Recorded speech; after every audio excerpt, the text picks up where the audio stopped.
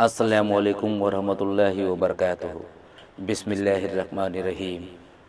حضرت ابو ذر رضی اللہ عنہ سے روایت ہے، رسول اللہ صلی اللہ علیہ وآلہ وسلم نے فرمایا، ابو ذر، اس وقت تو کیا کرے گا جب لوگوں میں موت کثرت سے واقع ہوگی، حتیٰ کہ ایک گھر یعنی قبر کی قیمت ایک غلام کے برابر ہوگی۔ میں نے کہا، میں وہی کچھ کروں گا جو کچھ میرے لیے اللہ اور اس کا رسول پسند فرمائے، یا میں نے کہا، اللہ اور اس کا رسول بہتر جانتے ہیں کہ مجھے ان حالات میں کیا کرنا چاہیے۔ آپ نے فرمایا، صبر کرنا۔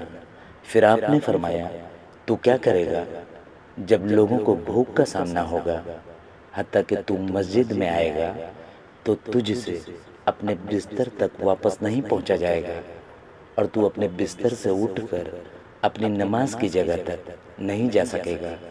میں نے کہا، اللہ اور اس کا رسول بہتر جانتے ہیں، یا کہا، جو کچھ اللہ اور اس کا رسول میرے لیے پسند فرمائے۔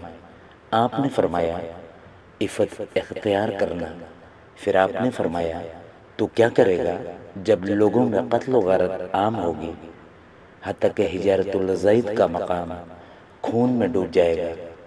میں نے کہا، جو کچھ اللہ اور اس کا رسول میرے لیے پسند فرمائے۔ آپ نے فرمایا، تو جس قبیلے سے ہے اسی میں جا رہنا۔